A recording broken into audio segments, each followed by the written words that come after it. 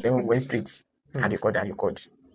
By the time tí a copy sí ẹ̀ jáde tó wà lórí system tá a kọ́ preview èmi ká jókòó pé ṣé yìí mọ́ ó tòrò àtàwọn ẹ̀sọ́ àtàwọn ṣé yìí clean o ó sì kíní kan pé comment àwọn èèyàn nígbà míì wọ́n máa yẹ kó wọ́n gan kálá ìrọ̀ ẹ̀ pé wọ́n gan tó pé problem ti wà. bẹ́ẹ̀ ṣé kò mọ́tò kọ̀ọ̀kan fẹ́ máa gbé yín kára yín máa gbọ̀n. I know that there is one thing about every training. Once your boss is not there, kò ní kò tó fẹ́ máa rẹ̀ tó rẹ̀ níbo ní sọ́wọ́n àdébẹ́ni pé nìyẹn mọ́jú ẹ̀. I have a brother, Evangelist Mercy Adébọ̀wálé. Àwọn ọkọ̀ sọ pé Prince ò lè ṣe. The worst part wá ni pé ẹ̀gbọ́n mi yẹn ìgbà yẹn wọ́n ti máa ń direct iṣẹ́ tara wọn. Tó bá jẹ́ big project lọ project wọn ní direct a máa pè director because he is the producer. Okay. So kí wọ́n ti máa bá ojú bá pọ̀. So bet wọ́n á pé wọ́n á ní project ilé wọ́n máa gùn wọ́n á fẹ́ pé àwọn director mi fún sẹ́yìn wọn ni ẹ̀yin gan lè ṣe. So èmi kọ́kọ́ motivate wọn pé ẹ lè ṣe wọ́n á tó pé ẹni yẹ ìgbà tó kọ́ wá gbé project ẹ̀ máa mú ní ẹ lè ṣe kò ní ìdíkẹ́ pé director ẹ̀yin náà lè ṣe ṣùgbọ́n ẹni sáà ń direct àwọn skill kìí kì and then that is short film. Ẹ sáà direct with short film láti wọ 30 minutes mélòó náà ló wà kú tó máa fi pé mọ́ra wọn. 15 minutes tó wá kú yẹn so ló fi máa yẹ pé kí gbogbo ẹ̀ wọ́n ní Prince to the short sẹ́yìn náà wá kéré wọ́n rí pé kàmẹ́rà wọn láfẹ́ lọ́wọ́ ni àwọn náà wá tó pé ìwọ náà ló wá yà náà ni máa yà kẹ́ni ìwọ náà ò kéré ìwọ náà máa yà ní. Nígbà tí mo fẹ́ do that particular camera I'm like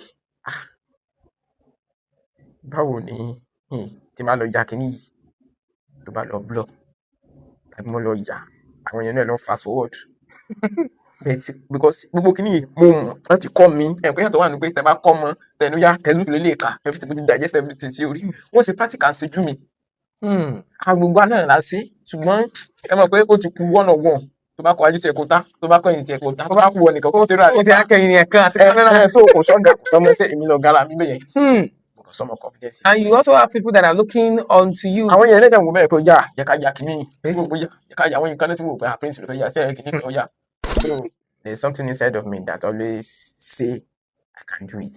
I can do it. I can do it. tó máa motivate yín. Impossibility ò sí ní ọ̀rọ̀ títẹ̀. Impossibility kò síbẹ̀. Everything is possible. tó máa sọ fún yín pé sánmọ̀ ó lè wá lẹ̀lẹ̀. Possible. ó yá mò ń gbọ́. Anybody can press record and record anything. But when it comes to cinematography, there is rules. A lot of rules that will guide you. You can't just press camera. You can't just press record and say that we are action. Ìjọ tó bá ti di nínú ẹ̀ wípé mi ì lè ṣe. Tí self condemnation ti kọ́kọ́ wá láti inú ẹ̀. From within. Kò sí anybody tó lè encourage. Kò sí nǹkan tí anybody fẹ́ fi push ẹ̀ tó ẹ̀ fi mọ̀.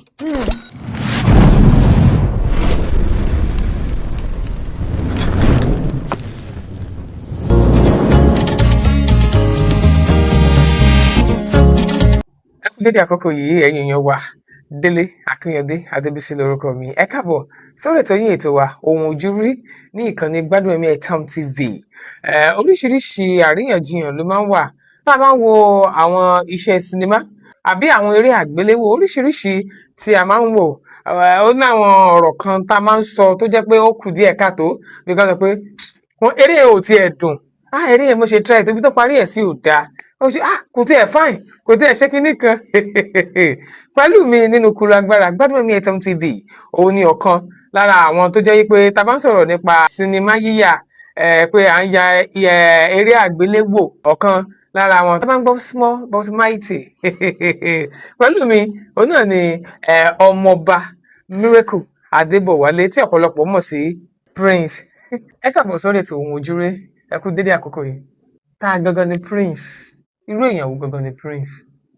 Okay, Mr. Adébọ̀wálé Alèpé is a child of God, ọmọ Ọlọ́run. He's a native of Osun State, Ilé-Ifẹ̀ to be precise, from the royal family of Akwe Compound. Okay, so that's who Prince Adébọ̀wálé is. All right. When we're talking about cinematography, how do you start cinematography? And I started my cinematography journey started in the year 2016.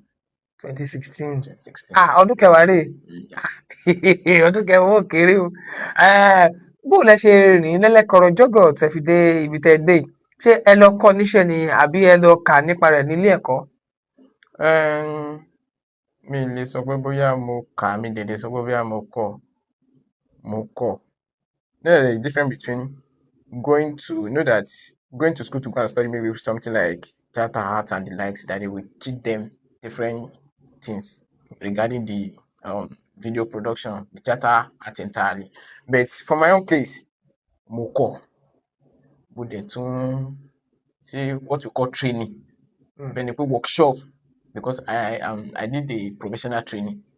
Okay. Kì í ṣe pé bóyá ó kọ́ṣẹ́ ó wá gba fọ́ọ̀mù, kì í ṣe pé ó gba fọ́ọ̀mù ó kọ́ṣẹ́ ó bá sign 6 months, kì í ṣe pé ó bá sign ọdún kan. But attending a training, a professional training, whereby they will teach you both the theoretical aspect and the Practical aspect. So and I collect a certificate. Okay, n tó sọ yín di akọ́ṣẹ́mọṣẹ́ nìyẹn. Ṣùgbọ́n tá a bá ń sọ̀rọ̀ nípa pé ẹ kọ́ṣẹ́ gẹ́gẹ́ bẹ́ẹ̀ ṣe kọ́kọ́ sọ, ibo lẹ ti kọ́ iṣẹ́ yìí? Ilé Ifẹ̀. Okay, ta lọ̀gá yín? The name of my boss is Dare Oyèníyì. Okay, Dare Oyèníyì, popularly known as Creed. Okay, Creed. Yes. Wow. Àfi bẹ́ẹ̀ náà, ọmọ àjànàkú kì í yàrá ọmọ tí ẹyẹ bá bí, ẹ̀yà ni ìjọ, ó tó bẹ́ẹ̀, Ọlọ́run ṣeun. Now, nígbà tí ẹ wà lọ́dọ̀ ọ̀gá yín tí ẹ ń kọ́ṣẹ́, àwọn wo lẹ bá ń bẹ̀? Basically lọ́dọ̀ ọ̀gá mi kì í ṣe pé bóyá mo kọ́ṣẹ́ náà ni màá ti sọ, but it's more or less like a professional training, because ọ̀gá mi máa ń sọ pé òun ò kí gbọmọṣẹ́ gbàbọ́ lọ bá mi ra ta wá, gbàbọ́ lọ lóúnjẹ wá lọ́dọ̀ ìyá Bọ́lá tó ń tàmàlà. Ẹ ti ń polówó. Ó sọ pé àwọn example tó kàn máa ń ṣe gbà ẹ̀ nìyẹn wípé wàá lọ fọṣọ mi nílé o, kìnnìkan. Ó sọ pé student ló máa ń gbà. Ó ní ò jẹ́ kí n lè sọ wípé bóyá mo kọ́ṣẹ́ by the word, n tó máa ń kọ́ wá sí mentality àwọn èèyàn pé kọ́ṣẹ́. Pé bóyá ìyẹn lọ gba fọ́ọ̀mù, ọkọ̀ lọ fi bí oṣù bíi 6 máa fi gbákọ́ kí máa fi fọṣọ ọ̀gá. Ìgbà tó wá parí yẹn, wọ́n á sọ pé ọ̀gá náà tó bẹ̀rẹ̀ fi 3 months kún. It's a freedom. We don't do that. You go through a training. Just more or less like the normal school. The normal school, because they will do both the theoretical aspect and the practical aspect, and you will collect your certificate. Alright, tí èèyàn bá ti yàn á fẹ́ sọ pé ó fẹ́ kọ́ bẹ́ẹ̀ ṣe kọ́, á gbà yàn tó bí ọdún bíi mélòó, àbóṣù mélòó, àbọ́sẹ̀ mélòó? Cinematography wà ní ìpele sí ìpele. We have the beginner, we have the intermediate, we have the one we call the professional level, we have the master's level. So nípele. Okay. Ká ti sọ pé bóyá téèyàn bá fẹ́ fi dé bóyá bíi professional level kéèyàn tó dé master's level, bíi like how many months ló máa gbà yàn? You know that the journey of cinematography is not like the other work, the other profession tẹ́ pé wà á kàn kọ́ tàbí wà á kà. Iṣẹ́ yẹn ló máa ń gbé yẹn dé professional level. Iṣẹ́ téèyàn bá ṣe. Iṣẹ́ level bó ṣe ń ṣiṣẹ́ yẹn sí, bó ṣe ń ṣe research. Eléyìí kì í ṣe pé bóyá o láwọn ọ̀gá kan tí wàá lọ defend the project fún. The more you do your own personal research, the more you do your own that the way you train yourself, you do a lot of research. Personal training. To improve yourself àwọn yẹn gan. You are not the one to call yourself a professional. Through your work. Àwọn tó bá rí iṣẹ́ èèyàn, á ní iṣẹ́ ìta lẹ́nu. Professional lẹ́nu tó iṣẹ́ yìí. Professional don't usually call themselves I'm a professional. Wọ́n mọ̀ pé sí àwọn máa speak fáwọn. Alright, but kéèyàn tó wà tẹ́yìn level tí iṣẹ́ máa speak fún, pé ẹ̀yin kà as professional sí, á gbà yàn tó bí how many months? Òun náà mo ti sọ, kì í sọ̀rọ̀ month, kì í sọ̀rọ̀ year, pé kì í sọ̀rọ̀ how far, but how well. Èmi sì ló bí 10 years tí ẹ sílẹ̀ kan pé jẹ́ 10 years yẹn, mi ní kà ní 10 years. Because gbogbo àti mo fi ṣe training, tí mo fi lọ schools, tí mo fi ń attend the workshops káàkiri, kì í sọ̀dọ̀ ọ̀gá mi nìkan ni mo ti ṣe training, because ọ̀gá mi máa ń sọ pé kì í ṣe gbogbo ẹ̀ ni màá kọ́ ní bíbẹ̀, kì í ṣe gbogbo ẹ̀ lèmi gan mọ̀. You still have to go out, attend workshop, oyè yín, attend trainings, do a volunteer work on different sets, because the word school is beyond the 4 corner. The word education is beyond the 4 corner of the building. So the more bàbá yẹn ṣiṣẹ́ ni mo ní I know some certain set of people that mo bá tẹ́gbọ́n mo wò wọ́n pé ẹni yìí àgbà ni wọ́n. But today level tí wọ́n wà mo tún wá wò pé ó yẹ kẹ́ ní ti improve jù báyìí lọ it's a personal decision. torí ẹ̀yin ti ṣe bí ẹni súnmọ́ wọn bá wọn là wọ́n. ó yé yín mo dé láwọn mi náà tó pé àwọn náà tún bá èmi náà mo tún wọ àwọn náà pé ọmọ yìí tó ń ṣe kíni. ó ti outrun mi o. so kò ní years kò ní months. so bí ẹ ká sọ pé it's a life process. It's a continuous process. Depends on your consistency. In learning it. Okay, kò ní gbèdéke pé oṣù báyìí ọ̀sẹ̀ báyìí ni ṣùgbọ́n bẹ́ẹ̀ bá ṣe ń ṣe sí bẹ́ẹ̀ bá ṣe farajìn sí. bẹ́ẹ̀ náà ni wàá ṣe máa mọ̀ sí. Because nobody is a master of all when it comes to cinematography. Wow. Okay, tá a bá ń sọ̀rọ̀ nípa cinematography now ìbéèrè àkọ́kọ́ rèé kí ni experience yín níjọ́ tẹ́ kọ́kọ́ ní access sí camera láti handle camera? I have different experience on that very day because. lọ́jọ́ kan ṣoṣo different experience. Ni ó yẹ ẹja gbọ́. pé experience tí màá ní ó máa yàtọ̀ sí tiyín. There is something inside of me that always say I can do it. I can do it. tó máa motivate yín. Impossibility ò sí ní ọ̀rọ̀ títì. Impossibility kò sí bẹ́ẹ̀. Everything is possible. tí wọ́n bá sọ fún yín pé sánmọ̀ ó lè wá lẹ̀lẹ̀. Possible. ó yá mò ń gbọ́. So kò sí ọ̀rọ̀ impossibility lọ́rọ̀ títì mi. So on this very day nígbà tí mo fẹ́ ní access sí camera as a training it's a 6 weeks professional training. Though I found the camera before then. So bẹ̀tí pé lójú ọ̀pọ̀ ẹ̀rù tẹ́ pé wíwá ilé dàbí class. Tẹ́ pé kìnìún àti pé kámi ṣe kìnìún. If I want to talk about the first day that I handled camera nígbà yẹn more or less like àfẹ́jà skit àfẹ́sìgbà àfẹ́sàwò mo sá believe ẹ̀ náà ni pé mo lè ṣe náà mo ti gbé camera lọ́wọ́ tá ya event because event being a videographer is different from cinematographer. A lot of rules to guide the cinematographer. When it comes to videography alone, you can anybody can carry camera and press record. Láyé táwọn èèyàn sì gba fídíò gba camera máa fún event ṣá. So anybody can press record and record anything. But when it comes to cinematography, there is rules. A lot of rules that will guide you. You can't just press camera, you can't just press record and say that action. Okay, àti ẹ̀ṣin máa débẹ̀ yẹn. So the first day that mo fẹ́ handle camera yẹn, this my particular brother. And again, before my brother, ọ̀gá mi máa ń sọ fún mi wípé miracle máa ń pè mí. Ìgbà mi ìyanu gan, because ó lẹ́kọ̀ọ́ orúkọ Yorùbá yìí. A lè pé ìyanu. Ìjọ tó bá ti rí nínú ẹ̀ wípé mi ì lè ṣe. Tí self-condemnation ti kọ́kọ́ wá láti inú ẹ̀. From within. Kò sí anybody tó lè encourage, kò sí nǹkan tí anybody fẹ́ fi push ẹ̀ to help him. The first work I did, it was around 2020. Then, mo ti ń yà àwọn skit kéékèèké àwọn shared content èyí wá dàbí project 2 days. ẹ ti sọ̀rọ̀ nípa ẹ ti ìgúnlẹ̀ nípa tọ̀rọ̀ ní skit yẹn o. Okay, on that very day nígbà tí express pọ̀ gan. nígbà tí mo fẹ́ handle that particular camera I'm like báwo ni tí máa lọ ya kíní yìí tó bá lọ blur tàbí mo lọ yà àwọn yẹn náà lọ fast forward. Because gbogbo kìíní mo mọ̀ láti kọ́ mi ẹ̀kọ́ yàtọ̀ wà ní pé tẹ bá kọ́ mọ tẹnu yá tẹnu lè lè kà everything mo ti digest everything sí orí wọ́n ṣe practical ṣe jú mi. Agbègbè náà la ṣe ṣùgbọ́n ẹ mọ̀ pé ó ti ku one on one tó bá kọ ajú tiẹ̀ kó tá tó bá kọ ẹ̀yìn tiẹ̀ kó tá tó bá kú ọ nìkan kó tẹ́lẹ̀ àlẹ́. ó ti akẹ́yìn yẹn kan àti kámẹ́rà. So kò sọ́gà kò sọ́mọ ṣe èmi lọ gara mi bẹ́yẹn. Some confidence. And you also have people that are looking onto you. Àwọn yẹn lẹ́dẹ̀ wò bẹ́ẹ̀ pé yà ká yà kìíní gbogbo yà ká yà àwọn nǹkan lẹ́tí wò pé prince ló fẹ́ yà sẹ́yìn kìíní tó yà. So mo kàn wá wò ó pé I have to do it. Pé tí mo bá ti wò ọ̀rọ̀ yẹn máa ń rìn ní etí mi because my boss then ó fún wa ní rules mẹ́ta kan ìwọ̀n tó bá yẹ train abẹ́ tàbí lára tó máa wo fídíò yìí máa rántí bẹ́ẹ̀ I will just say the first one. Ọ̀gá mi only the rules. Number 1 is that no little to solve a problem.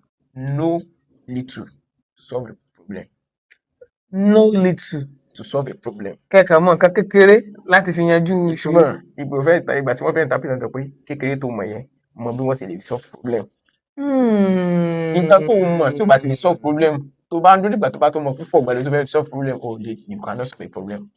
lẹ́yìn tó pé the little you know kọ́kọ́ jókòó pé báwo ni ẹ fẹ́ fi kíni solve problem. Okay, the little experience I know about this camera ó yá bọ́ mi tó kọ́ ẹ fi shooting kankan mọ́ kìíní yẹn ló wà nínú mi pé ilé tí mo mọ̀ náà ó ti tó ilé tí mo mọ̀ náà ló ń jẹ́ ohun. Then we went straight I record by the time tí àkọ́fíìsì ẹ̀ jáde tó wà lórí system tá a kọ́ preview èmi ká jókòó pé sẹ́yìn mọ́ ó tòrò àtàwọn ẹ̀sọ́ àtàwọn sẹ́yìn clean ó sì kíní kan pé comment àwọn èèyàn nígbà míì wọ́n máa yẹ kó wọ́gán kálá ìrọ̀ ẹ̀ pé wọ́gán tó fún pé problem ti wà. bẹ́ẹ̀ ṣé kò mọ́tò kọ̀ọ̀kan fẹ́ máa gbé yín kára yín máa gbọ̀n. I know that there is one thing about every training once your boss is not there kò ní kò tó fẹ́ máa rẹ̀ tó rẹ̀ níbo ní sọ́ra rẹ̀ bẹ́ẹ̀ ni pé nìyẹn mọ́ ju ẹ lọ ìwọ lọ̀gá ń bẹ̀. tí ò sí inferiority complex. kò sí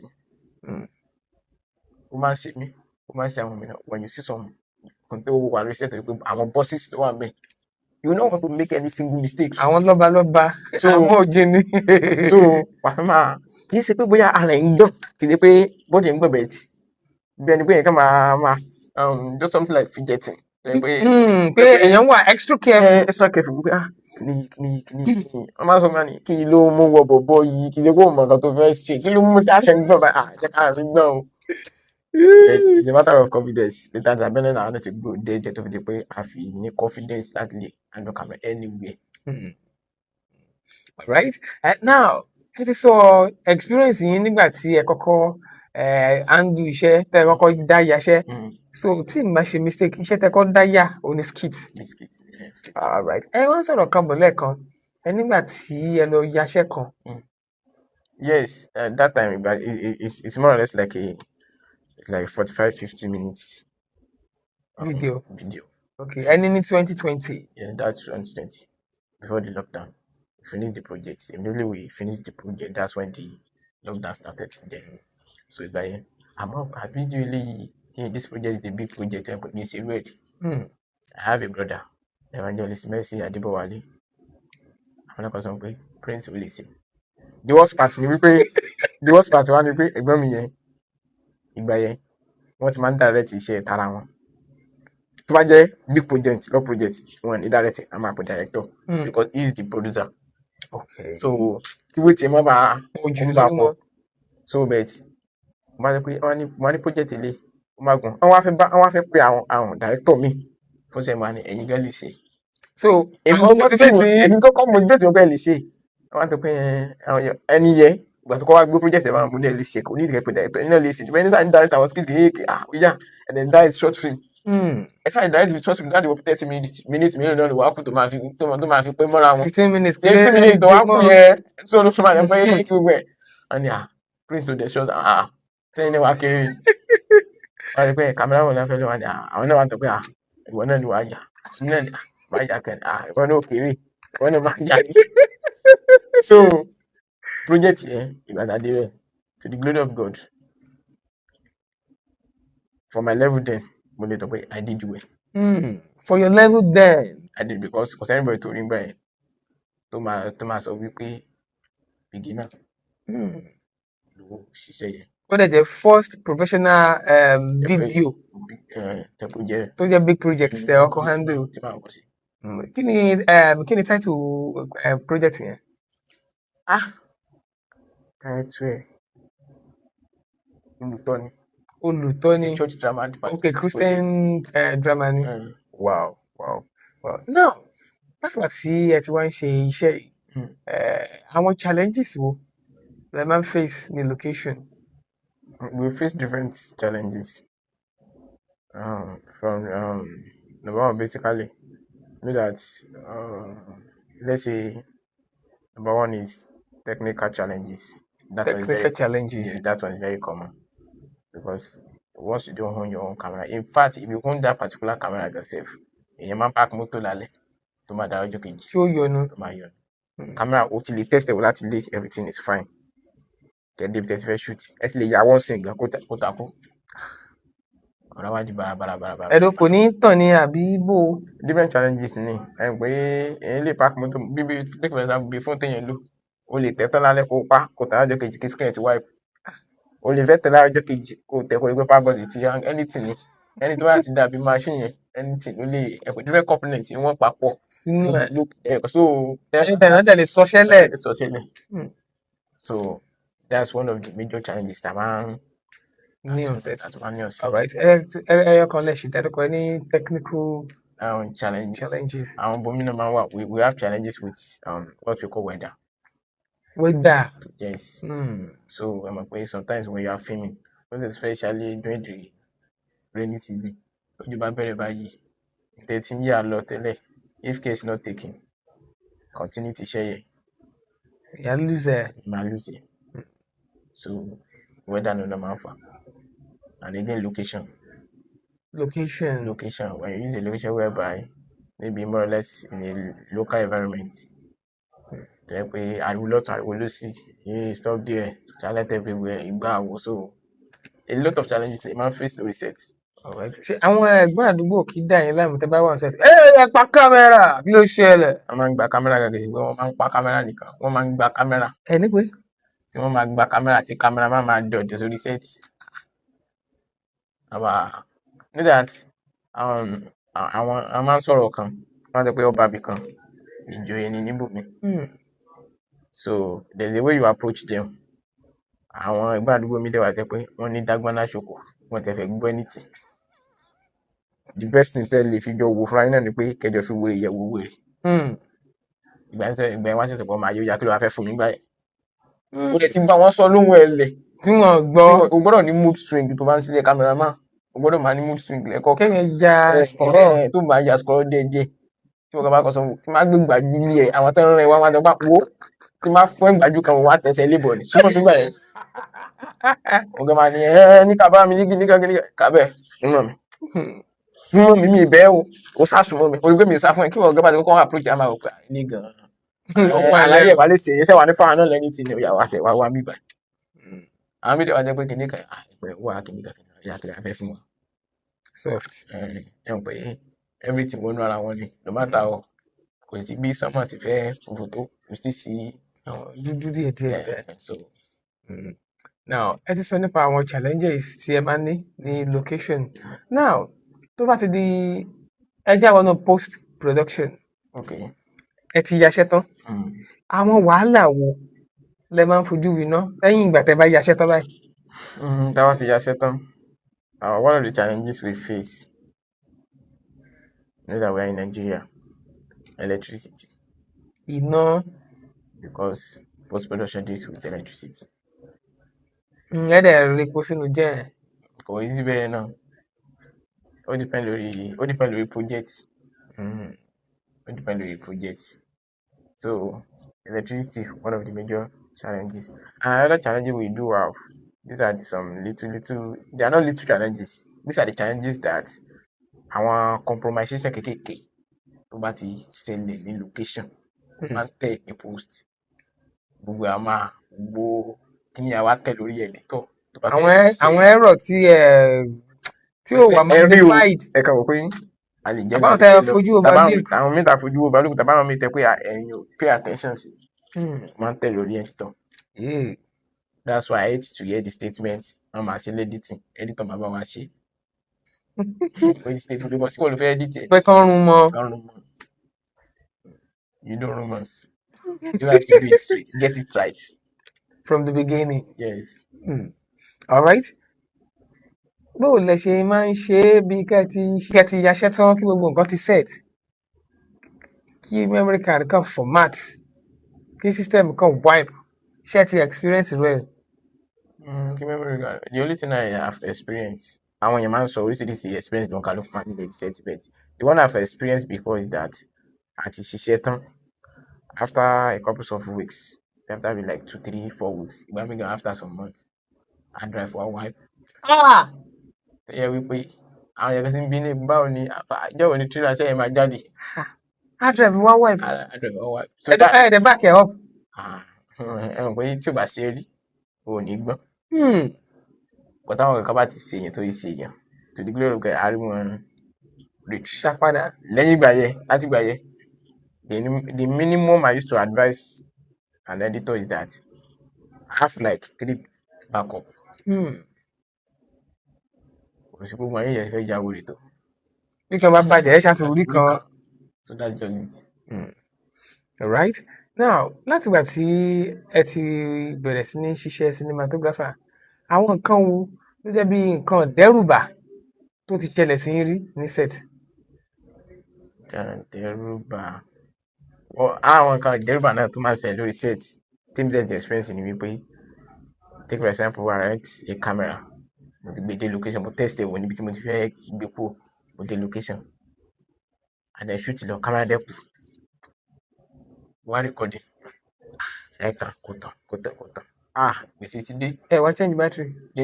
Change battery ẹ can do everything, gbogbo ẹni tí wọ́n wà replaceable ààrẹ àti àti detach everything yọ ẹ pé camera ò tán ẹ pé kí la fẹ́ ṣe make oríṣiríṣi kọ̀ wá kí ló ṣó ti bàjẹ́ níyẹn wá ẹ fẹ́ ṣe báyìí kíní kan gbà kàwé kan àṣà lè sùúrù jẹ́ fún pàrọ̀ wá kí ló fẹ́ ṣẹlẹ̀ ó lè ti tọ́ padà fún rẹ̀. Ó lè ti tọ́ padà fún rẹ̀ pé tàbá yìí wọ́n á rí wípé mi ì lè sọ pàṣẹ wípé nǹkan báyìí ló fà mo sábà bóyá it pọ̀ jù níyà ká máa guide so a lot of nǹkan mi jẹ́ pé àwọn challenges ẹ̀ máa ń face ìgbà mi lẹ́dẹ̀ wá tẹ́ pé you will be fine and look that's why for anybody that's into let's say media generally, make sure that your health is very paramount to you. Health.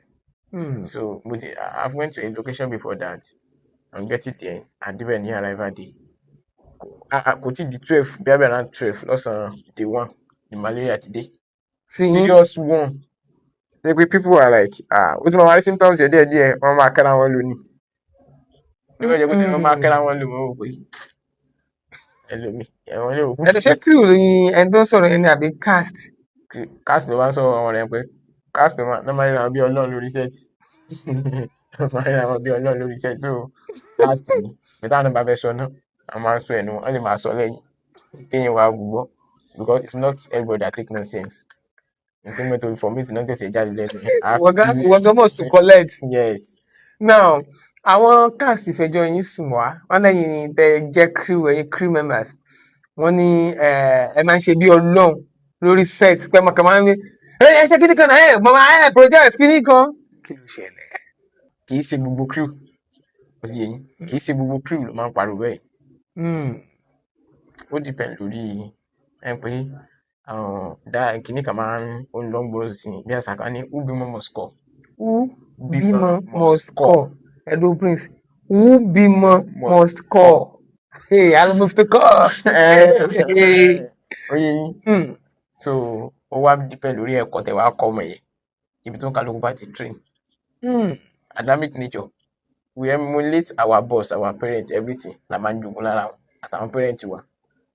Take for example bí ọ̀gá tèmi kọ́ sí tèmi train lábẹ́ majority àwọn tí mo train lábẹ́ even gan ẹni tí mo lè pè ní the central father of everything Dáre Oyèníyì is a calm person kò kí pariwo lórí set àti pé why shouting yẹn ní tó mọ̀ tó ṣe fẹ́ pariwo yẹn ìwọ gan time yẹn ti ń pẹ́ sí ẹni tó ń bá sọ̀rọ̀ kì í ṣe ẹran dó àwọn time mi máa wà tó pẹ́ lómi bẹ́ẹ̀ bá dún mọ́ ìṣe wóòfù ni irọ́ kìí ṣe ẹran wóòfù lẹ́lómi kò lè gbọ́ anything wọ́n ti gé ẹ létí lọ. tẹ́lẹ̀ àti pariwo mọ́kẹ́ para fún kò ní get for example I also train under someone Dr. Ọlọ́ládé. Yes, he's an award cinematographer and film director. So you will never see him to shout on set. These are my two bosses. Pé ẹni tó pọ̀ mọ́ tẹ́yà bá bí ẹ̀yà ní ìjọ ẹ̀yà ló máa jọ. So if I now get to set mo á lọ pariwo. Gbọ́lẹ̀ ti rí. So ó depend on your guy tó bá training. And then àwọn kan believe pé by shouting ìgbà ẹni wà fi feel dominant wọ́n lè mọ̀ pé wọ́n ló wà bẹ́ẹ̀ ọ̀gá ni ẹ́. Bẹ́ẹ̀ ṣé dominancy ní location ṣé ó ní agbára kankan àbó ní impact positive impact kan gan tó máa ń create ní location fún ẹ̀yin tẹ́jẹ́ cinematographer. Àwọn àjẹ́ cinematographer, everything that have advantage have disadvantages. So only be like from my own point of view, only be like 20% advantage. The remaining is disadvantage because filmmaking is a collective work. DOP gan tó ń ṣe brown lórí set òun gan kan ló ní picture ṣe yẹ. You are still under someone which is the director. Director is still under the producer. Producer is still under the EP.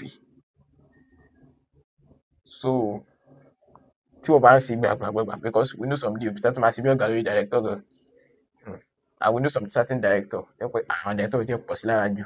Àwọn máa ń gbẹ́rù ìgbéraga wọ̀. àwa làwọn abeg. We know that you are the one, you are the head of everything as far as that location is concerned. But relate with them as brothers and sisters. Yẹ gan ló máa jẹ́ kí iṣẹ́ yẹn flow. Bí ọmọ ìyá. When you are a leader, there is a difference between a leader and a boss. There is a difference between a leader and a boss. Okay. A boss will just tell you with the spirit of dominance that do as I say. Yes, just follow my instruction. But the leader will say that okay, let's do this thing. Let's do this thing. Let's do this thing. So as an intelligent person, let's do this thing. Kí ni wọ́n náà máa ṣe? Màá ṣe ni.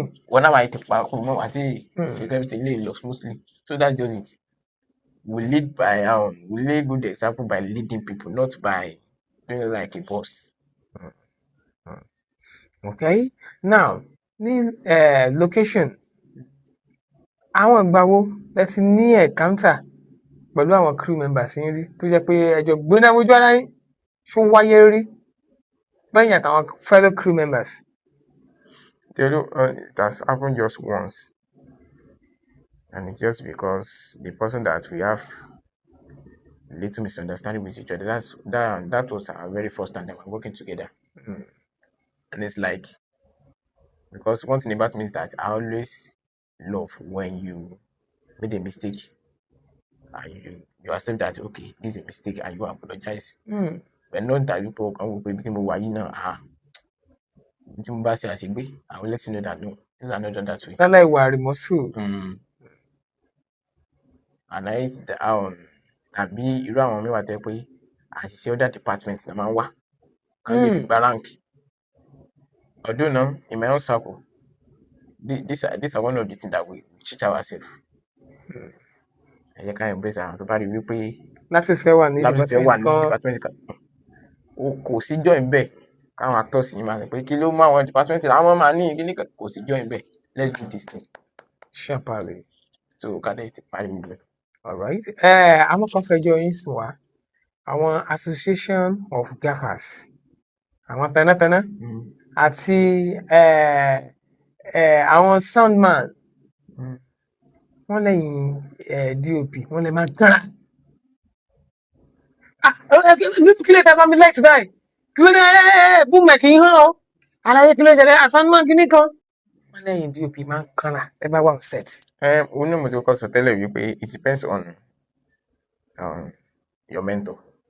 One, and I want people to get this thing into their head that DOP, the director of photography in a particular location, is an HOD. Head of the department. Of camera department. Not even director of photography. Ìwọ ní the department, the camera department. Gaffer too is an HOD, the light department. It's not a boy. Ó ti máa stick sí brain àwọn ẹlòmíì. Most especially àwọn tó bá jẹ́ pé maybe they don't attend the film school or they are not exposed. Wọn kì í attend àwọn festivals, wọn kì í lọ sí fún workshop, fún àwọn some professional trainings káàkiri láti light wọn. Tó kọ̀ jẹ́ pé kọ̀ sí normal ni. Àwọn tí máa ń wà ní brain wọn. Àbọ̀ ń dúró lẹ́yìn àwọn tí ń gbé kámẹ́rà, ń gbé tripod tẹ̀lé wọn. Train official ló kàn dúró sẹ́yìn kámẹ́rà kìíní kan lónìí náà ti di cameraman. So irú wọn tí máa ń wà ní brain wọn pé light ma òyà àwọn agbéná wà á sí báyìí kì í sọ ọmọ sí. Ọ̀gá lòun náà láyà rẹ̀. Soundman kì í sọmọ sí anybody HOD náà lò náà because ó ti máa ní boom swing lábẹ́ anybody that have someone tẹ́ pé ó ti láwọn nǹkan ní abẹ́ tẹ́ pé iṣẹ́ ní department kan tó náà láwọn sàbẹ lẹ́yìn. is an HOD.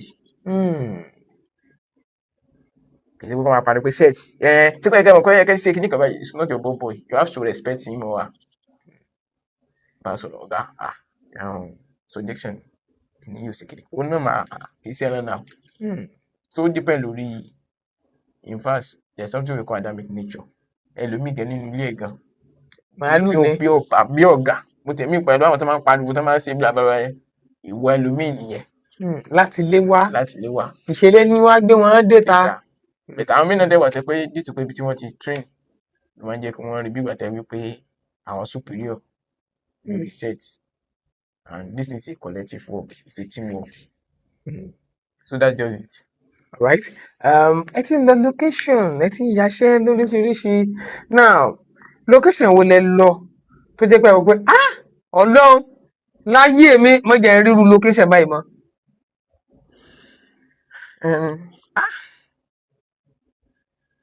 So what, sir? Because there's one thing one thing about me is that, in fact, most especially when the work is volunteer work, motivates you mind me I can encounter anything. But one thing that come and stick to mind me, any challenges I face here is a lesson for me against next project. So because some works are not meant to give you a profit, they are meant to teach you a lesson. Some work are not meant to give you a profit, but to teach me a lesson. Hey, so that next time, whatever I tackle such situations do I come across it. For my belief pé analytics àti gbádùn àti gbá I encounter any problem. Ṣé yẹ wá sọ fún wa wípé kò sí problem mọ́. Ẹ ti máa tó bá ń ṣe everything lọ smoothly, you are not good enough. You are not a professional. Tí gbogbo ẹ̀ bá ń lọ smoothly. Definitely you are still doing that same thing the same way. There's no anytime tí ẹ bá fẹ́ ṣe the right thing ní another way pé they to try another thing mo fẹ́ ṣe yàtọ̀ ó lè kọ́kọ́ fẹ́ kọ́ ẹ lọ́wọ́ ìyẹn ni challenges síbẹ̀. That's why you learn from your mistakes the next time tó bá fẹ́ ṣe irú nǹkan bẹ́ẹ̀ yẹn. Just like taking a risk. Tó fẹ́ take risk tó fẹ́ take definitely wò tí ì ṣe rí. Ó dẹ̀ possible kò dẹ̀ ọkọ̀ ṣubú. Time to buy it, to actually take that the same step. What am I okay? Ibi tó mo ti ṣubú rè o. Yeah. So that's just it. Alright, so kò wá sí location kankan tẹ́ ń fi síwájú Ọlọ́run pé Ọlọ́run dákun jọ̀ọ́ má jẹ́ ríru location ìbáyìí mọ́ láyé mi location ìyá Bímbọ́ Ọlọ́run má jẹ́ ríru location yìí mọ́. The only location the only thing the maps in prayer Olúwa any work can be involved. Let it come out successfully because there's no joy in it. Kì í sí wọ́n lò náà production bet. Tíṣe Yorùbá jáde YouTube you are a failure already. Wọ́n ṣe tẹ̀ yà. Kò jáde. What's your joy? Good, you have been paid. But after money. Ìlú kù fún yín. So that's just it. Come out síwájú Ọlọ́run pé let everything be successful. Let the work come out successfully. Now, mo mọ̀ pé léyìí ó wà. Ǹjẹ́ a rí location kan bẹ́ẹ̀ lọ bẹ́ẹ̀ sọ pé àfi kí n máa lọ location báyìí ọ̀nà kó máa la irú àwọn ọ̀nà location báyìí fún mi ṣó wà. Owó nìyẹn. Owó ni. Èyí wà lẹ́ni ò sí nǹkan. So owó ni ìrìn àìsàn wẹ̀. Ṣé ẹ ti lọ òde kankan rí bí location kan tó jẹ́ pé I mean you are heavily paid lọ́dẹ̀ kẹ́yìn dáadáa ń bẹ̀ ẹ já mọ́ tó ṣẹlẹ̀ bẹ́ẹ̀. I don't know how what happened is this, but I've gone to several jobs that way I've went to a location that I've been paid 50,000 per day, 70,000 per day, even 100,000 per day. But they say 5,000. I did the free work. I said go free 5,000 per day. 5,000 per day, 3,000 per day. So tí àwọn ṣe olówó ńlá yẹn bá ti wá èmi náà máa ń gbàdúrà pé Olúwa jẹ́ kí àwọn ṣẹ́ báyìí máa wá bẹ̀ẹ̀ èmi náà kàn máa nígbàgbọ́ pé kò sí àwọn ṣẹ́ olówó kíkiri náà tí ó yọjú because ó depend lórí project tó bá jẹ́ àwọn ṣẹ́ olórí wẹ́rẹ́ ta ló ní project yẹn ẹni máa wá with the heart of please help me. So when something comes in form of please help me so you don't expect big pay. Hmm. Sometimes wò gan pé- owó tẹ́lẹ̀ ẹgbẹ́ tó kún tó fẹ́ tẹ́lẹ̀ mi believe pé mo sọ fún ẹ orí sẹ́ẹ̀tì ẹ̀ náà wà á ti ná. ẹ̀dùn owó tí ẹlòmíì máa fẹ́ máa gara pé I paid you now you are paid now àwọn tó bá tẹ̀ máa ń sọ orí sẹ́ẹ̀tì ní ó tún ti tán. àwọn 10,000 naira lọ́rọ̀ wọ́n tẹ̀ máa ń le jù 10,000 20,000 ẹni tó bá jẹ́ sọ 20,000 fún ẹ pàdé mo máa fẹ́ lọ sí Fresh FM láti lọ sọ fún mi pé I don't pay this man o. So ìwọ dẹ̀ lè jókòó báyìí kẹ́kọ̀ọ́ wò pé bẹ́ẹ̀ ní break tàbí kankan ti lé yín àwọn ilé ìwọ àtàstì tàbí bí n pa wọn ó yà ẹgbù ẹ lọ ra nǹkan. ẹ fi ṣe kóríyá fáwọn káwọn yẹ pé most especially when you are the director wọn ò ní fẹ́ máa wà wọn crew yẹn kan máa suffer.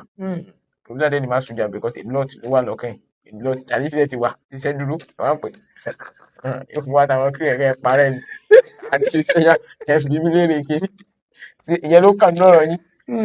So you as the director just to motivate your guys pé ẹ má fọ and still achieve it. Right.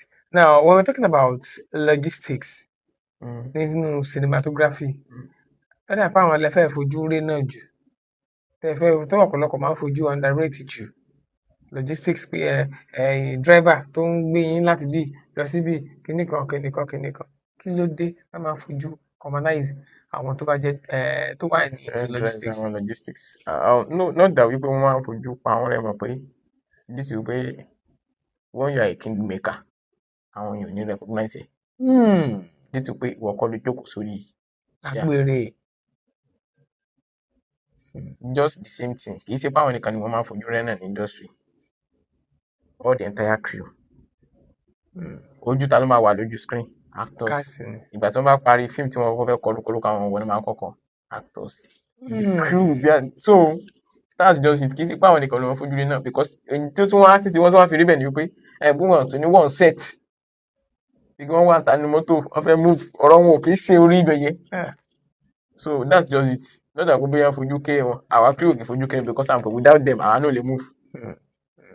tó ẹ̀yin location drivers ẹ̀yin logistics tẹ̀wọ̀n ní logistics department mo jíṣẹ́ tẹ́ ẹ rán mi o ẹ má bínú o ọ̀nà àpọ̀n yín lé o wọ́n lérè tíṣà wà lọ́rùn tó ẹ gba èrè sí yín nínú ayé tá a wáyé. And also ní location tí ẹ bá edit iṣẹ́ lọ́wọ́ kí ló máa ń fa delay ní post production lẹ́yìn ìgbà tí ẹ bá ti parí iṣẹ́ tí a ti parí production tàbí post production kí ló máa ń fa delay kankan bẹ́ẹ̀.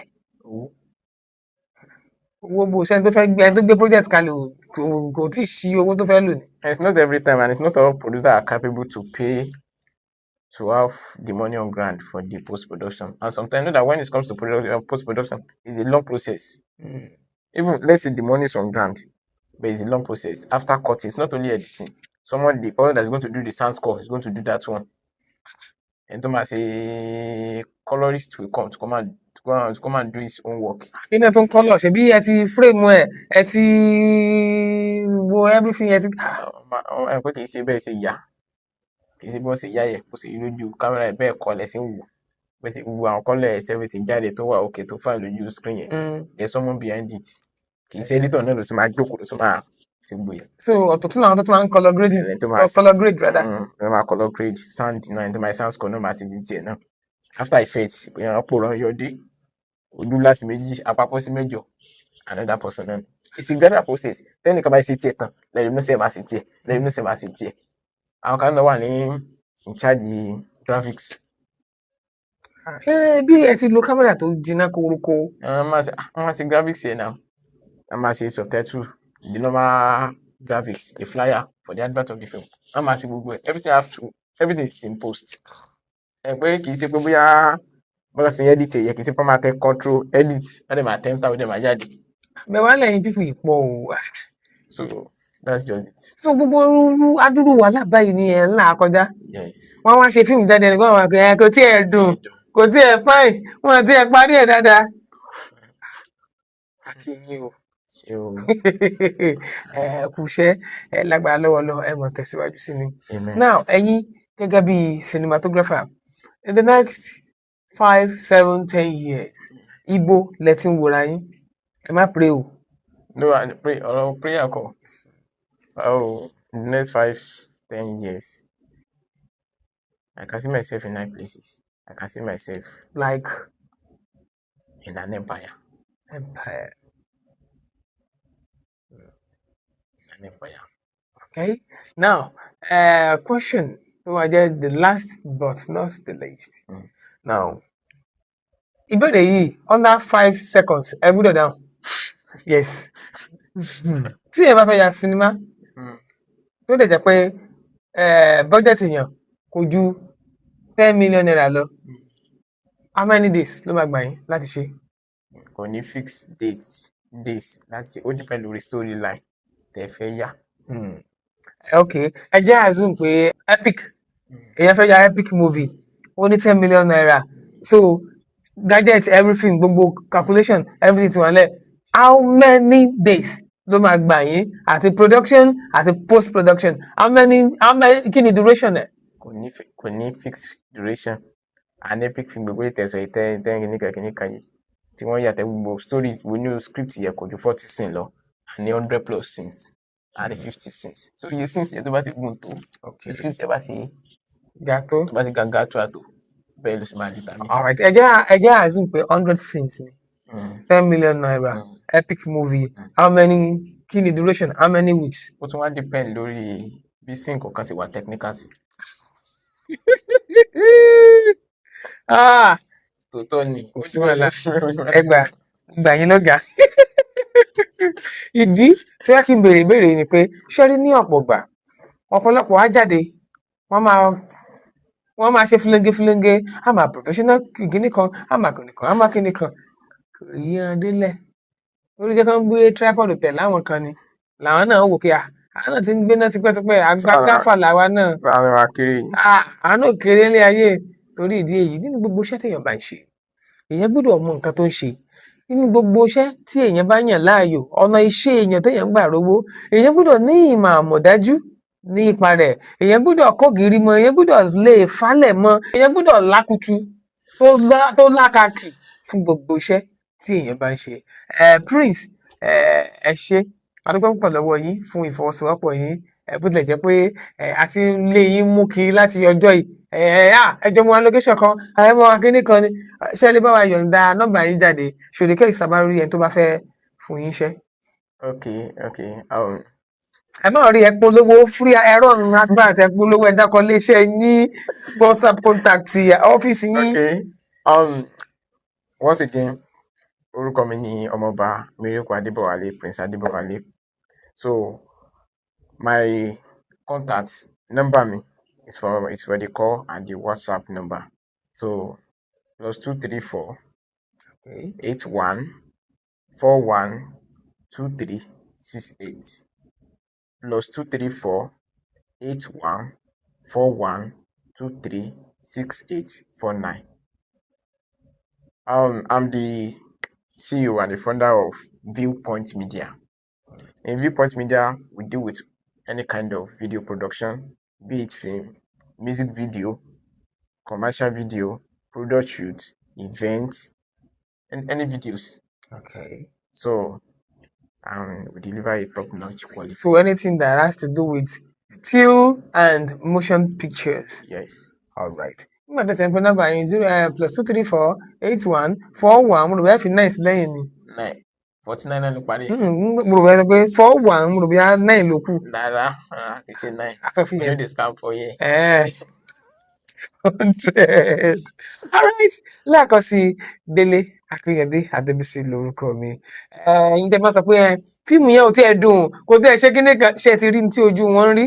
Ẹ ti rí oríṣiríṣi ìlàkọjá eléyìí tí wọ́n ń fojú winá oríṣiríṣi nǹkan tó ń ṣẹlẹ̀. Èmi gbà pé kékeré tí just a tip of the iceberg òun nìkan tó sọ oríṣiríṣi nǹkan ni àwọn challenges oríṣiríṣi ló ń face wọn ní location táwọn náà dẹ̀ ń face ẹ̀ oríṣiríṣi challenges ló ń face wọn ní post production táwọn náà dẹ̀ ń face ẹ̀ àdúgbò púpọ̀ lọ́wọ́ lọ ẹ ṣé tí ẹ̀ ń wò wá ǹjẹ́ títí gbà míì táàtù máa pàdé Délé Akínyẹ̀dé Adébísí lórúkọ mi lẹ́ẹ̀kan sí ẹ̀ lẹ́m̀bẹ̀ ń wò ẹ kú kalẹ̀.